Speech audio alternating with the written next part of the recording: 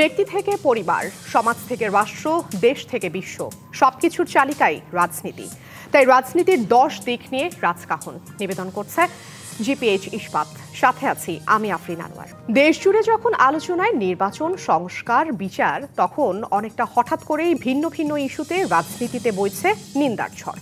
New ইয়র্কে তথ্য উপদেষ্টা মাহফুজ আলমকে হেনস্থার চেষ্টা থেকে শুরু করে বিএনপি নেতা অ্যাডভোকেট ফজলুর রহমান ও ব্যারিস্টার রুমিন ফারহানা ঘটনা ঘিরেই শুরু হয়েছে এই নিন্দা। তবে এই তিনজনের মধ্যে উপদেষ্টা মাহফুজ আলম দেশের বাইরে হেনস্থার শিকার হলেও বাকি দুজন দেশের ভেতরে, যার মধ্যে বিএনপি চেয়ারপারসনের উপদেষ্টা অ্যাডভোকেট ফজলুর রহমানের বিরুদ্ধে মব সৃষ্টি করে হত্যা চেষ্টার অভিযোগ উঠেছে।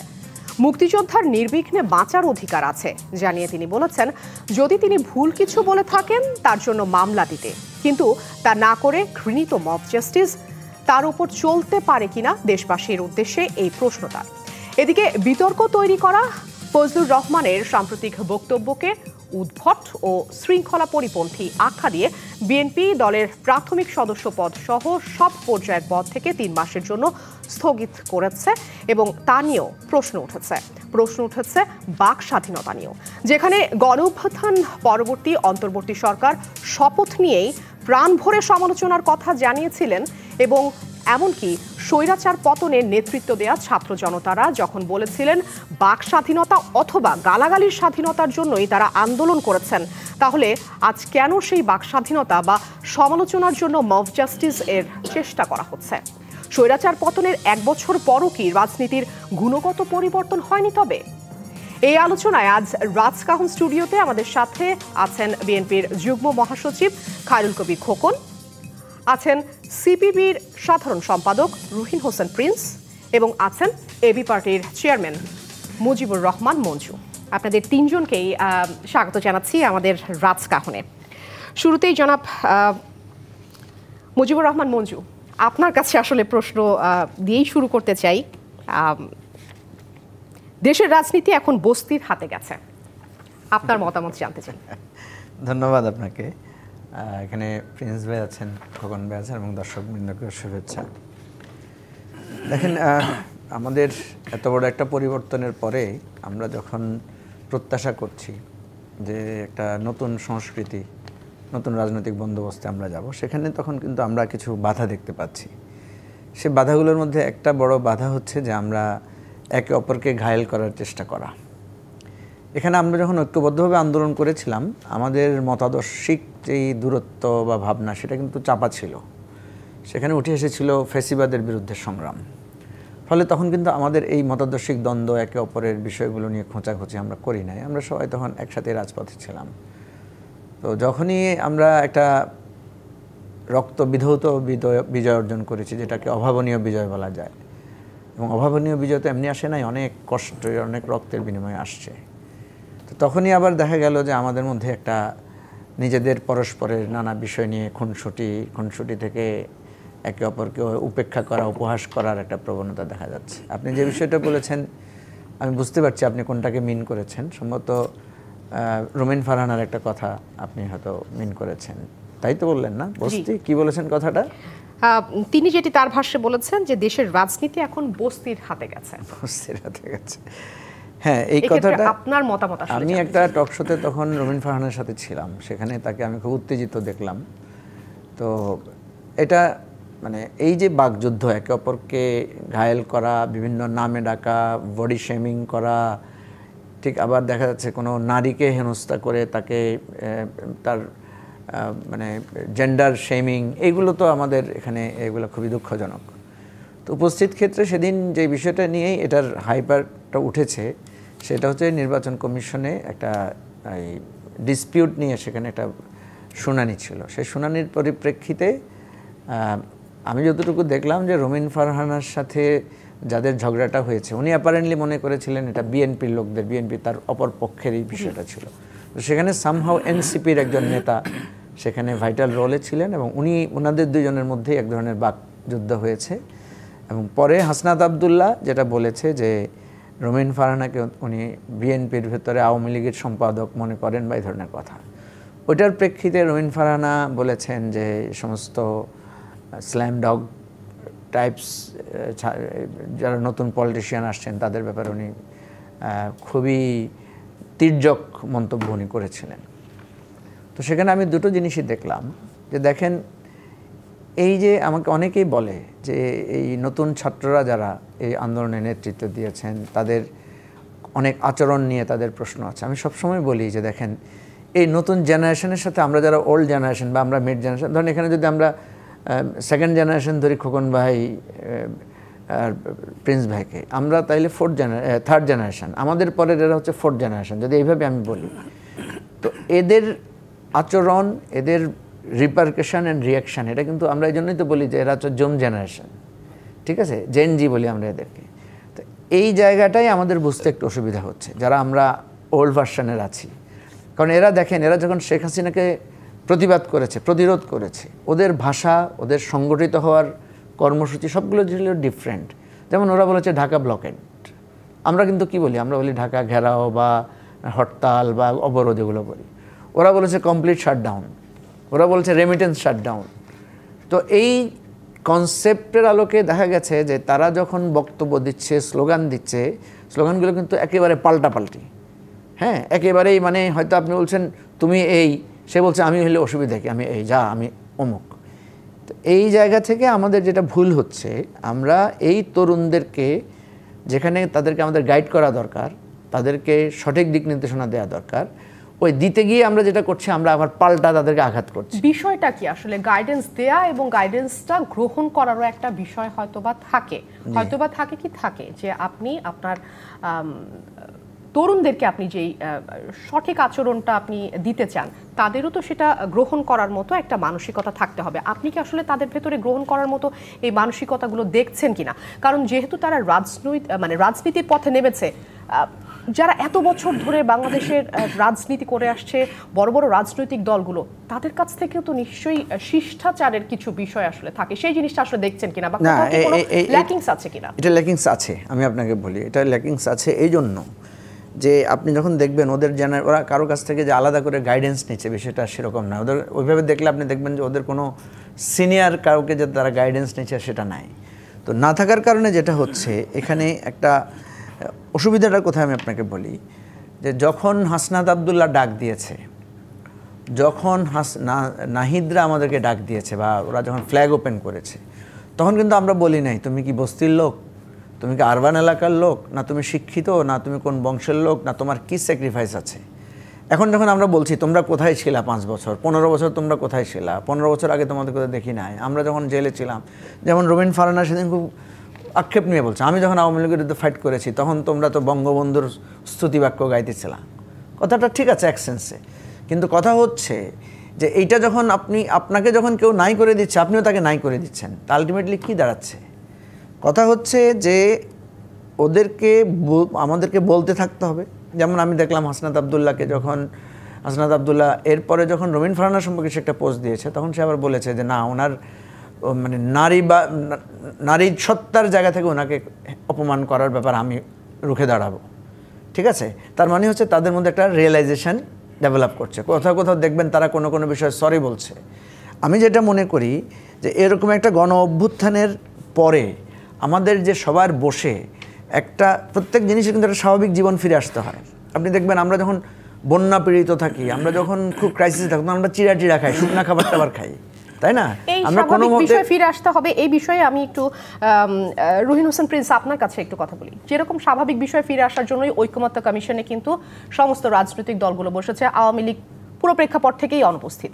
তারপরও আসলে একটা বছর কেটে গেছে, এখনো পর্যন্ত যেই সহ অবস্থান বা এখনো পর্যন্ত রাজনৈতিক কাদা ছোড়াছুড়ি, একজন আরেকজনকে একেবারে খুব বিচ্ছিরি ভাষায় শব্দচয়ন, রাজনৈতিক শিষ্টাচারকে আমরা আসলে কতটুকু পরিবর্তন করতে পেরেছি এক বছরে? আদৌ পেরেছি কি না? ধন্যবাদ আপনাকে। না, আমি খুব সরাসরি যদি যাই, এখানে যে শিষ্টাচারের কথা বা পরস্পর সহমর্মিতার কথা, এটা তো বিশেষ করে এবারে না, যে কোনো সময় একটা গণ অভ্যুত্থানের পরে সেটা তো আরও বেশি মানে সহনশীল হওয়াটাই স্বাভাবিক ছিল।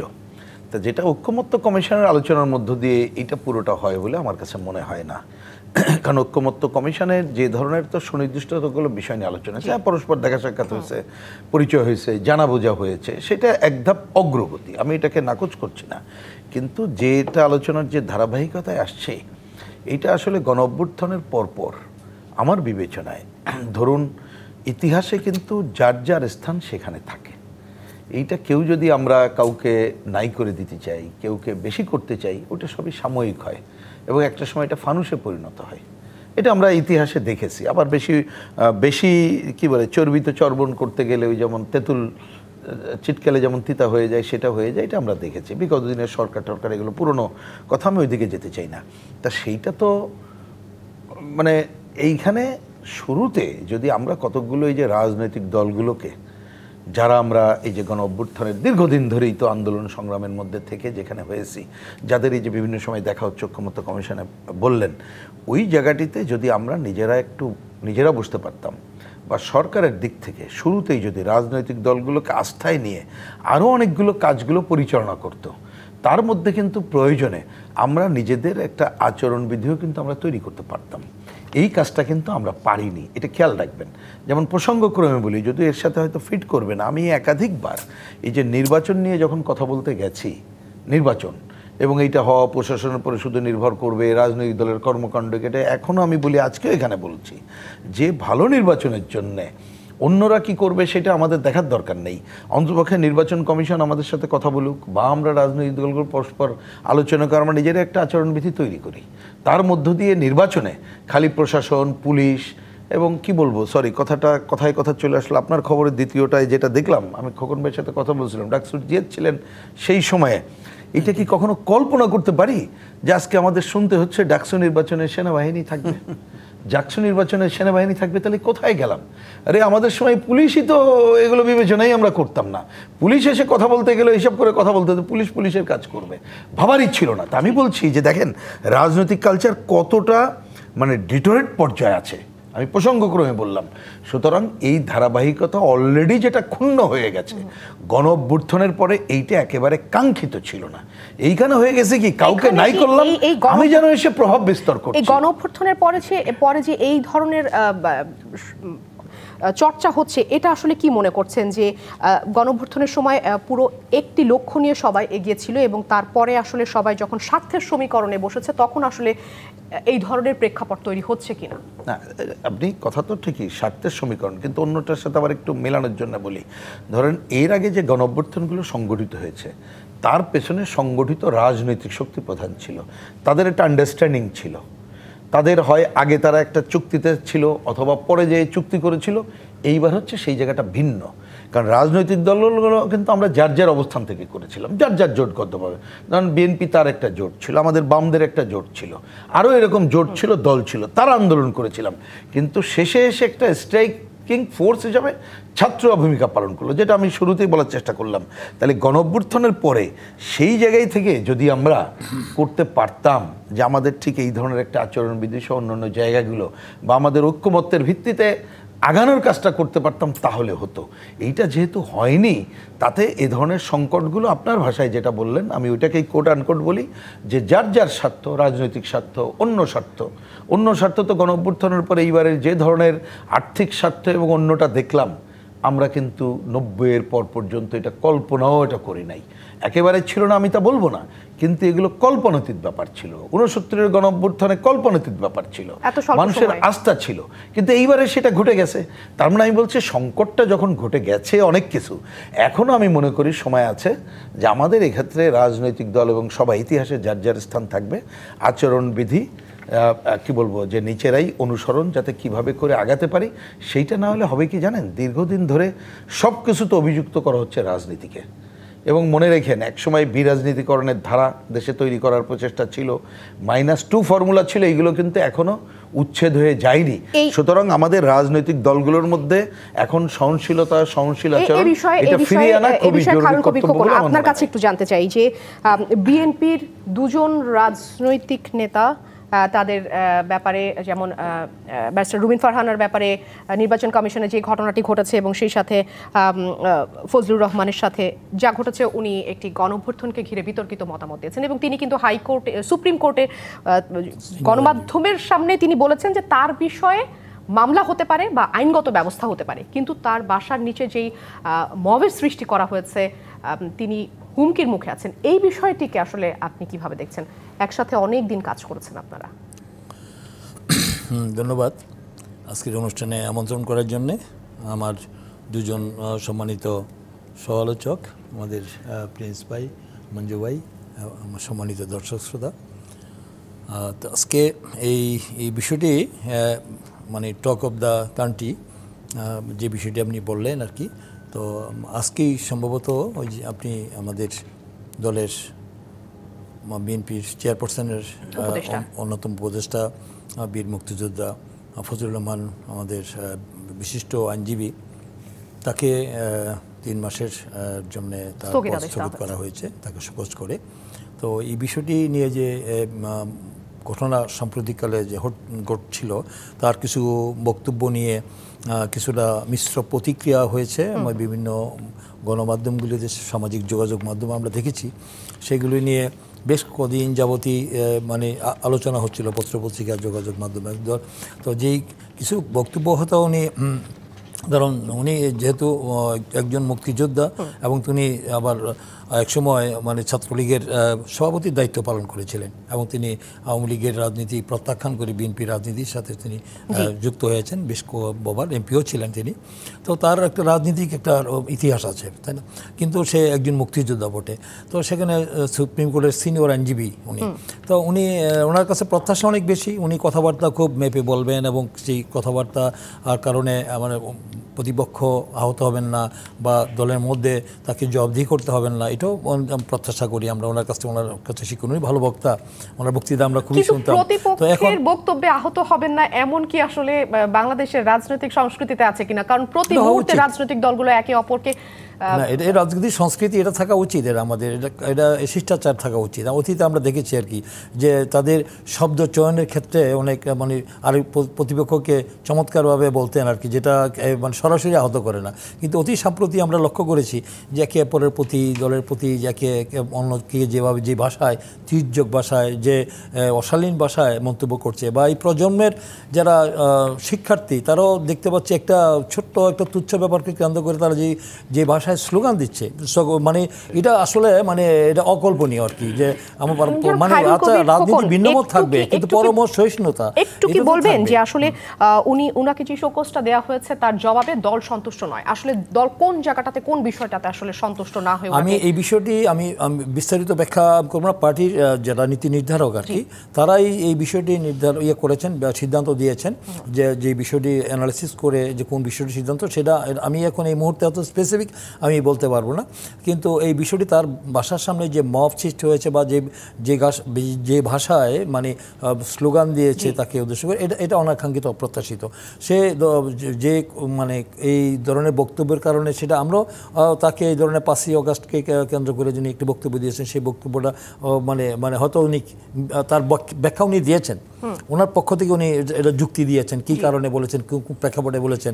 ইনি যেহেতু মানে স্বাধীনতা বিরোধী শক্তি, যারা ধর্মান্ধ রাজনীতি করে, যারা মানে রাজাকার আলবদর ছিল, সেই সব ব্যক্তিদেরকে উদ্দেশ্য করেই কিন্তু তার কিছু বক্তব্য সেখানে ছিল আর কি। তিনি যেটা উপলব্ধি করেছেন তিনি সেটা বলেছেন তার বাক স্বাধীনতার জায়গা থেকে। তাহলে বাক স্বাধীনতার প্রশ্ন যখন আসছে, তখন আসলে তার বিরুদ্ধে যে মবের বিষয় এবং সেই সাথে তাকে যে হত্যা চেষ্টা, যে অভিযোগটা তিনি সুপ্রিম কোর্টে দাঁড়িয়ে আসলে মানুষ কখন এই অভিযোগটা করে, এবং তার বক্তব্যে যথেষ্ট চিন্তিত এবং অভিযোগের জায়গাটা রয়েছে, সেই জায়গাটা আসলে কতটুকু যথোপযুক্ত হচ্ছে সেই বিষয়ে প্রশ্ন রেখেই চলে যাচ্ছি ছোট্ট একটি বিরতিতে, ফিরছি কিছুক্ষণের মধ্যেই।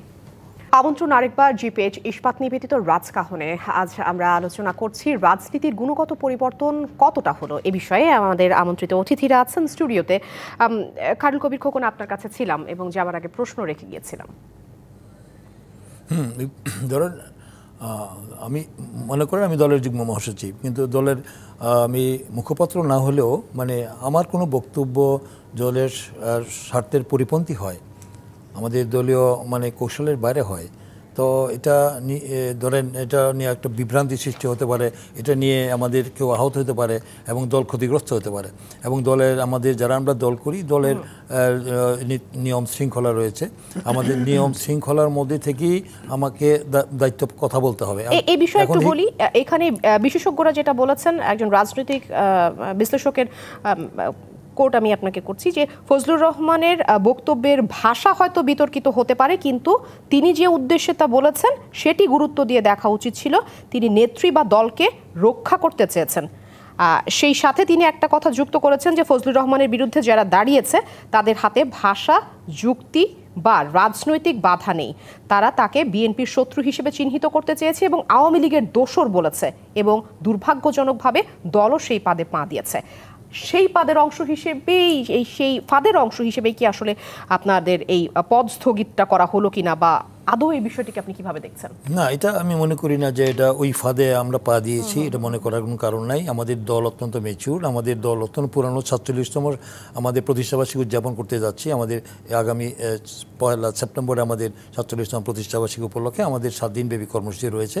এত একটি পুরানো দল, 4 বার আমরা রাষ্ট্রীয় ক্ষমতায় আসছি, আমাদের জনগণের ম্যান্ডেট নিয়ে আসছি। আগামী দিনে ইনশাল্লাহ আমাদের জনগণ যদি আমাদেরকে ভোট দেয় তাহলে আমরা রাষ্ট্রীয় ক্ষমতায় যাব। সেই দলটি আমাদের অনেক ম্যাচিউর নেতা রয়েছে। আমাদের যারা একদিন চেয়ারম্যান তারেক রহমান অত্যন্ত বিচক্ষণতার সাথে তিনি দায়িত্ব পালন করছেন, বক্তব্য দিচ্ছেন সতর্কতার সাথে। শুধু তাই না, মহাসচিব মির্জা ফখরুল ইসলাম আলমগীর, সালাউদ্দিন সহ যারা স্পোকসম্যান হিসেবে দায়িত্ব পালন করছেন, তাদের কিন্তু বর্তমানে আমরা দেখেছি যে তারা অত্যন্ত মানে ম্যাচিউর কথাবার্তা। আমার বক্তব্য নয়, ইন্টেলেকচুয়াল যারা আছেন, যারা সুশীল সমাজ আছেন, যারা এই জনগণ, তারা সবাই প্রশংসা করছেন। আমি দলের একজন নেতা হিসেবে বলছি না। তাই সেখানে মনে করেন যে এই বিষয়গুলি তারা অ্যানালাইসিস স্টাডি করেই কিন্তু এই বিষয়টা তারা করেছেন আর কি, সিদ্ধান্তটা দিয়েছেন।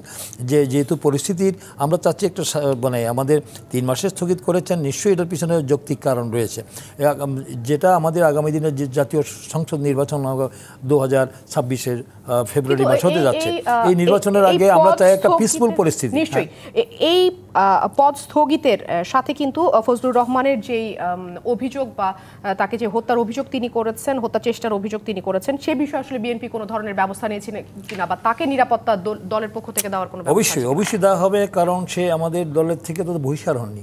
তাকে আপাতত মানে সতর্ক করে দেওয়া হয়েছে, মানে এই বক্তব্যের জন্য।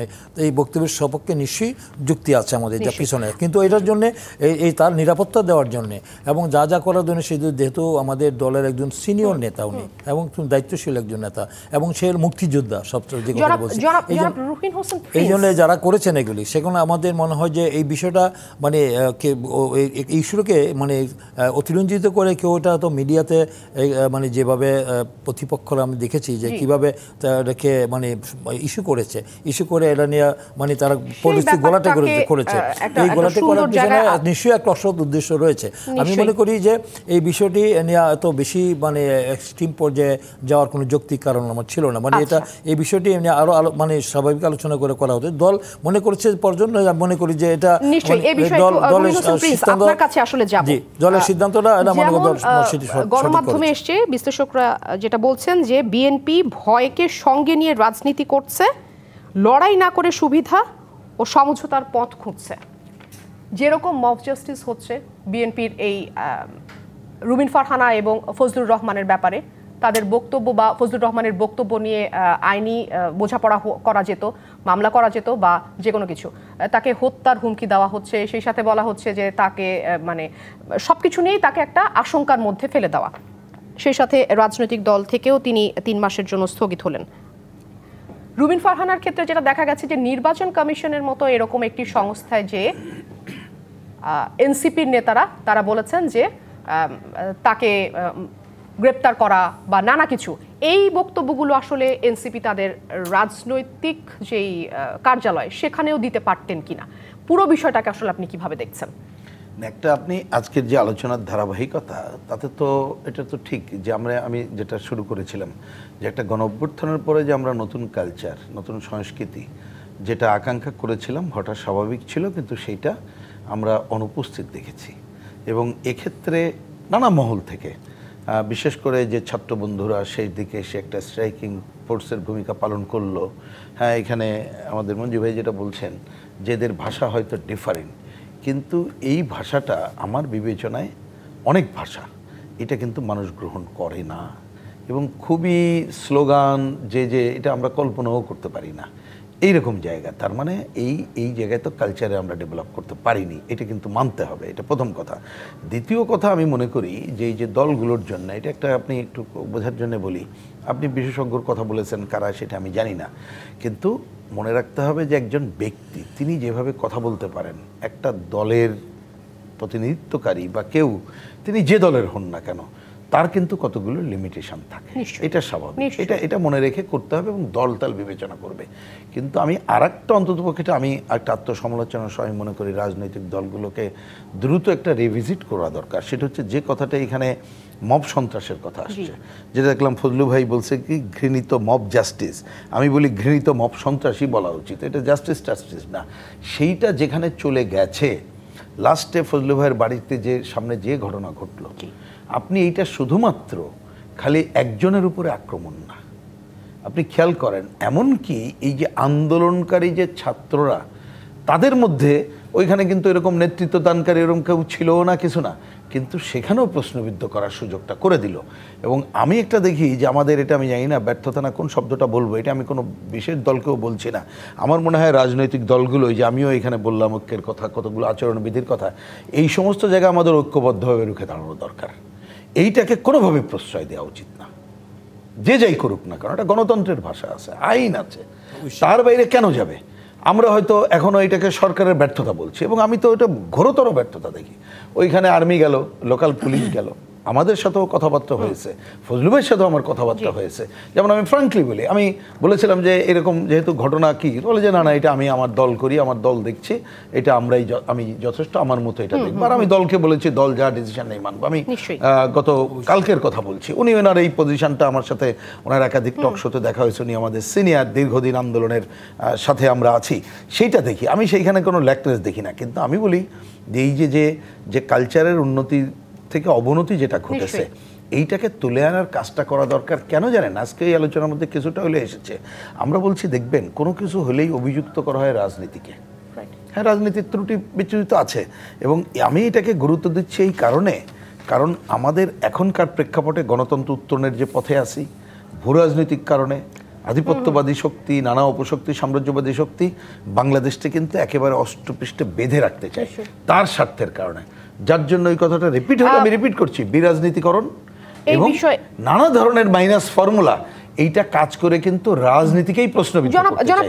এই ফাঁদে কেউ যেন আমরা পা না দেই, ঐক্যবদ্ধভাবে এগুলো রুখে দাঁড়াই, এইটা কিন্তু অন্যতম সময়। জনাব মুজিবুর রহমান মঞ্জু, একটু যদি বলেন যে ফজলুর রহমানের ক্ষেত্রে তিনি যেটি অভিযোগ করেছেন, আমি তার ভিডিও ক্লিপটা বারবার দেখেছি, তিনি বলেছেন জামাতের পক্ষে বা জামাতের লোক ইউটিউবে গলা কেটে তাকে হত্যা করার হুমকি দিয়েছে।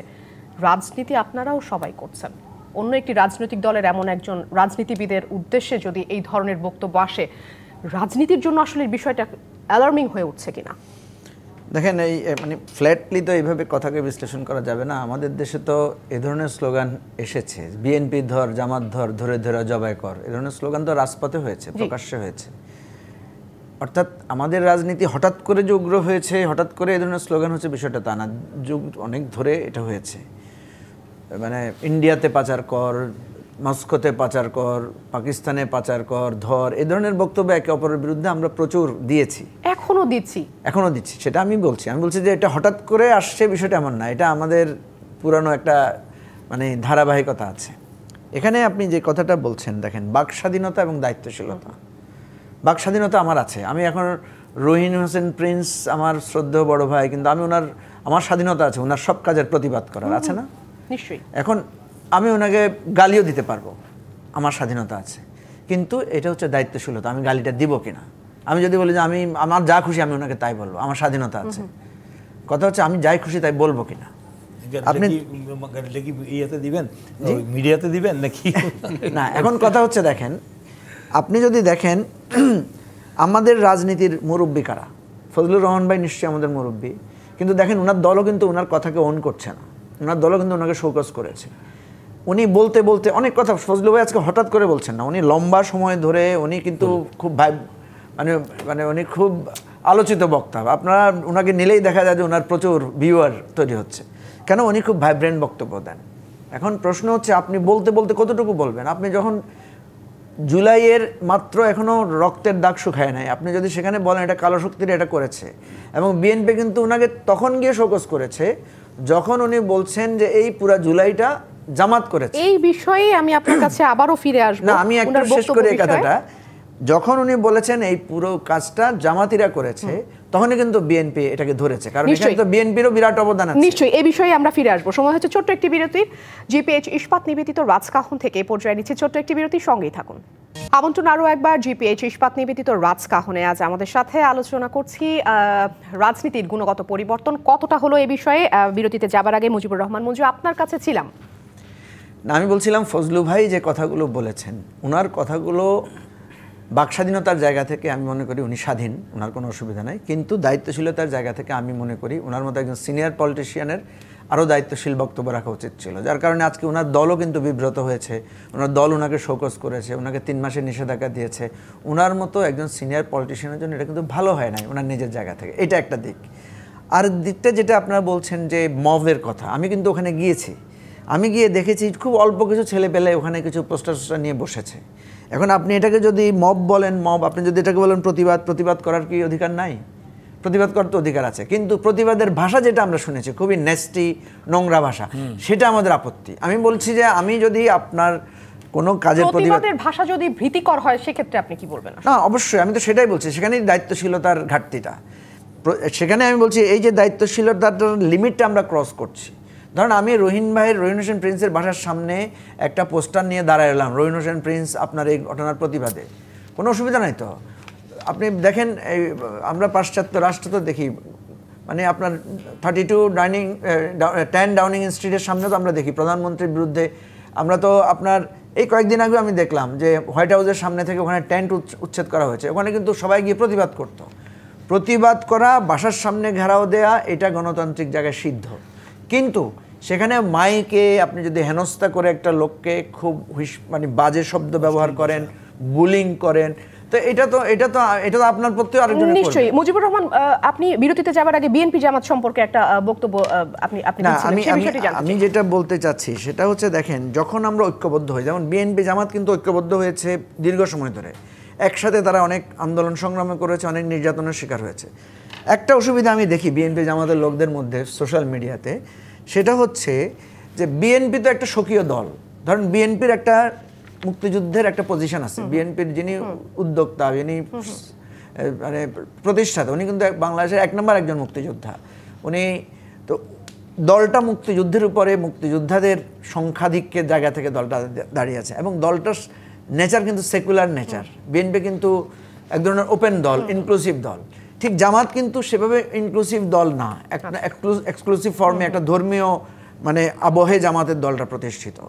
এবং সেই জায়গায় আরেকটা জায়গায় আছে যে জামাত হচ্ছে 71-এর ইস্যুতে জামাতের ব্যাপার নিয়ে একটা কন্ট্রোভার্সি আছে। এখন আপনি দেখেন বিএনপি যখন বলে যে আমরা শরিয়া আইন চাই না, তো বিএনপি তো শরিয়া আইন চায় না, এটাই তো বিএনপির দল। কিন্তু তখন কিন্তু জামাতের লোকেরা বিএনপিকে বলছে যে এই ইসলাম বিরোধী দল, এটা মানে তখন দেখা যাচ্ছে তাকে। নিশ্চয়ই, অর্থাৎ আমার কথা হচ্ছে যে আপনি যখন ঐক্যবদ্ধ হন, আপনি ঐক্যবদ্ধ হন তো সব জায়গায় ঐক্যবদ্ধ, সবকিছু ব্যাপারে আপনি ঐক্যবদ্ধ হন না। ঠিক এমনি ভাবে আমি লাস্ট একটা কথাটা বলে নিই, তেমনি ভাবে বিএনপিকেও আমরা দেখি কখনো কখনো তারা যখন বিএনপির রাজনীতির বিরোধিতা করে, তখন বিএনপি আবার দেখা যায় জামাতের বিরুদ্ধে খেপে যায়। এই বিষয় আসলে সুরাহা কিভাবে হতে পারে? রহিন হোসেন প্রিন্স, আপনার মতামত জানতে চাচ্ছি। সেই সাথে আসলে দেশের রাজনীতি আসলে কোন দিকে যাচ্ছে? না, এটা তো অনেক বড় প্রশ্ন, অত তো আর বলার সময় হবে না। এক কথা, আপনি দ্রুত এর শুরু হওয়া চাইলে পাবো না আমরা, এটা প্রথম মনে রাখতে হবে। কিন্তু রেখে অন্তত পক্ষে আমাদের এই শব্দটা কারেক্ট, যে আমাদের অন্ততপক্ষে দায়িত্বশীল আচরণ করতে হবে। সেই জায়গায় সব দলের কাছ থেকে সবসময় আপনি আশা করে পারবেন না, কিন্তু যদি থ্রু ডেমোক্রেটিক প্রসেস আমরা চলার ধারা যেতে পারি, এবং জনগণ যদি দেখে যে দায়িত্বশীলতা যারা করে না তাকে সে না বলছে, হ্যাঁ বলছে না, বিশেষ কোনো সুবিধায়ও সে হ্যাঁ বলছে না, তাহলে এই জায়গায় আমরা একটা ডেভেলপমেন্টের দিকে যেতে পারি। এটা সাধারণভাবে আমি বললাম। এবার আসি এখন কোন দিকে যাচ্ছি। আমি খুব ছোট করে কথাটা বললে, এই দেখেন এখনও আমরা যে একটা যে অভূতপূর্ব গণ অভ্যুত্থানের পর যেখানে আসছিলাম, যেটা আমরা অনেক সময় যেটা চেয়েছিলাম অলরেডি কিন্তু আশাভঙ্গের জায়গায় আমরা আছি। এগুলো যে যত কথা বলুক এখানে তো অস্বীকার করে লাভ নেই। এমনকি যারা ক্ষমতায় এখনো আছেন, আমি শেষ করি কথাটা, আমি একেবারে শেষ করছি, যে সেইটাও কিন্তু আমাদের আকাঙ্ক্ষা পূরণ করতে পারেনি। সুতরাং এখন পথ একটাই, গণতন্ত্রের পথে হাঁটা। সেই জায়গাটা একটা দ্রুততম সময় একটা নির্বাচন দেওয়া। যদি আমরা গণতন্ত্রের পথে হাঁটতে পারি তাহলে এই পরিবেশ পরিস্থিতি যেটা আছে সেইটা হয়তোবা আমরা একটু অগ্রগতির দিকে যেতে পারি। তবে এবার মানুষের একটা সচেতন প্রয়াস থাকতে হবে। খায়রুল কবির খোকন, আপনি যদি একটু বলেন যে কোনো কিছু থেকে কিছু হলেই গ্রেপ্তার করতে হবে, নিয়ন্ত্রণ নিতে হবে, পুনর্গঠন চাই, এই ধরনের রাজনৈতিক ভাষাগুলো নির্বাচনকে আসলে কতটা প্রভাবিত করবে?